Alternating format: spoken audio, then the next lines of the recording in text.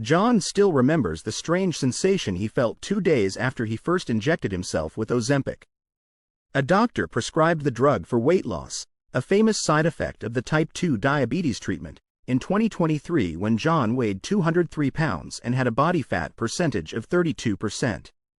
John's grandfather died of a heart attack at 44, his uncle in his 60s, and his father underwent a quadruple heart bypass in his 70s.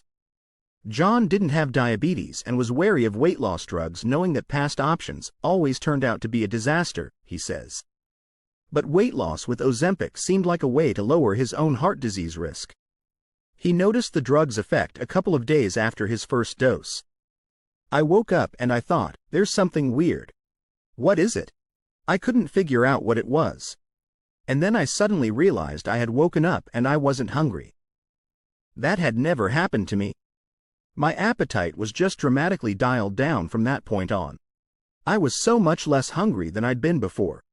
I felt very full, very fast." John ultimately lost 42 pounds with Ozempic and then its sister drug Wegovy, which has the same active ingredient, semaglutide, and is specifically approved for weight loss. He set out to find out all he could about GLP-1 medications, which mimic at least one hormone produced by the gut to signal fullness. Here's what John had to say in a recent interview. Interviewer: "You call these weight loss drugs a mass experiment, carried out on millions of people, and I am one of the guinea pigs. Why?" John: "I'm part of 2 experiments, not just one.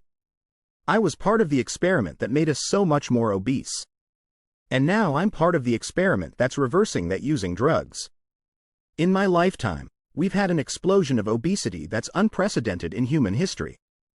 We've been physically altered by processed and ultra-processed foods, which have completely taken over our diet and are unlike the food that human beings ate before us. This food is undermining our ability to ever feel full.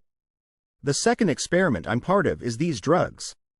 They give you back your sense of being full. But they bring with them some risks as well. What potential risks worry you the most?"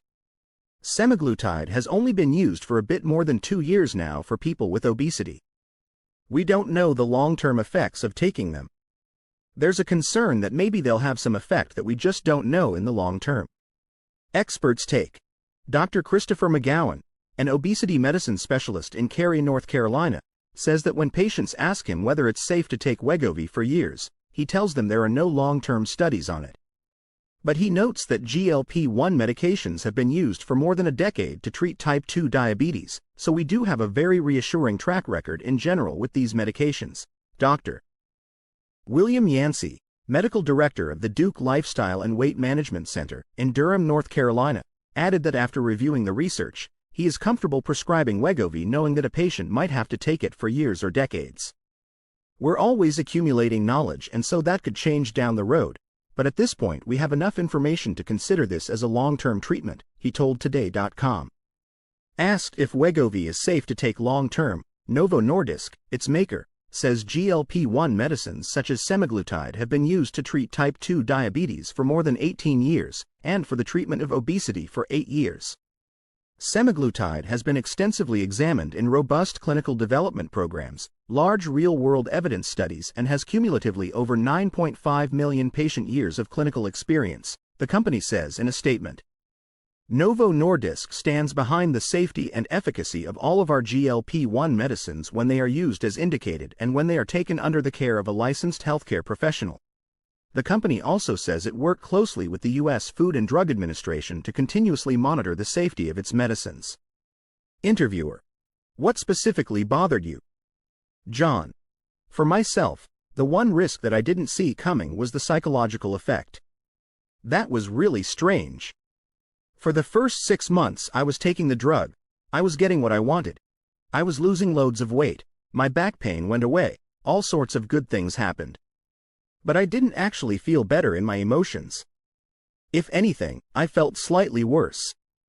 I realized it was about my inability to comfort eat, and how bad that was making me feel. I went to a fast food restaurant and did what I would have done before I was taking Ozempic. I ordered a bucket of fried chicken.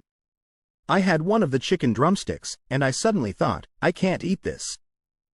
On Ozempic, you can't overeat. You would vomit. I remember a voice in my head going, "You're just going to have to feel bad. Then, you could no longer use food as a stress coping mechanism."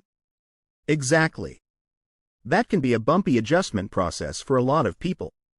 It can bring to the surface the deep underlying emotional reasons why you ate in the first place. I realized how much of my eating was about the need to comfort myself, stuffing myself to calm myself. And I couldn't do that when I was on Ozempic. The psychological effects made me want to stop taking it, but one of my friends said to me, "You can find a better way to deal with your emotions than overeating." It's a very strange feeling having eaten so much all my life and having so rarely felt full to have this experience of feeling full so quickly and just not wanting to eat so much, Hari says. It was fascinating and strange. Courtesy Catherine Bombach, you say you experienced, surprisingly persistent, side effects. What were they? The side effects were not terrible, but they were uncomfortable. They gradually diminished over 4 months. The day after I would inject myself once a week, I would feel a bit sick. It's pretty mild.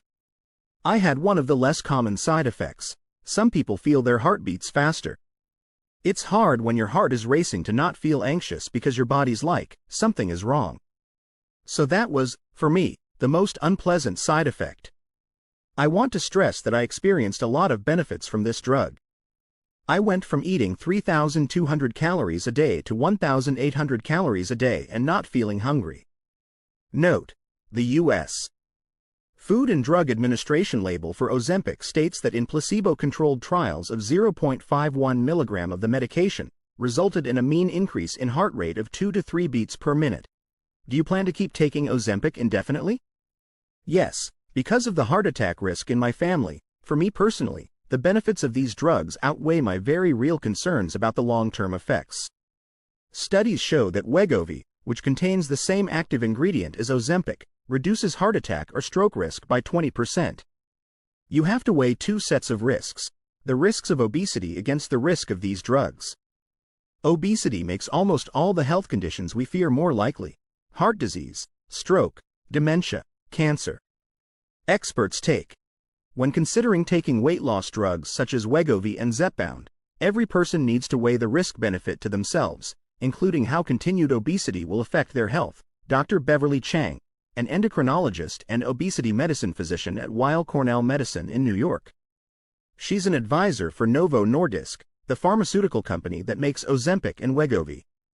For a lot of my patients, I know they have struggled with obesity for all of their childhood and adulthood already, and the benefits outweigh the risks as soon as they start the medication, Chang said. Are these drugs really magic, as you call them in your book title? There are 3 ways these drugs could be magic. The first is the most obvious: they could just solve the problem. There are days when it feels like that. My whole life, I've overeaten. Now, I inject myself once a week and I don't overeat. It feels like magic. The second way it could be magic is much more disturbing. It could be like a magic trick. It could be that over time, the risks associated with these drugs outweigh the benefits. I do not rule that out. The third way is, I think, the most likely. Think about the stories of magic, like Aladdin. You find the lamp, rub it, the genie appears, grants your wishes, and your wish comes true, but never quite in the way that you expected. The drugs are such a powerful tool. They're going to have huge and unpredictable effects, positive and negative. That's why we need to take a beat and really think about this incredible revolution that's hitting us.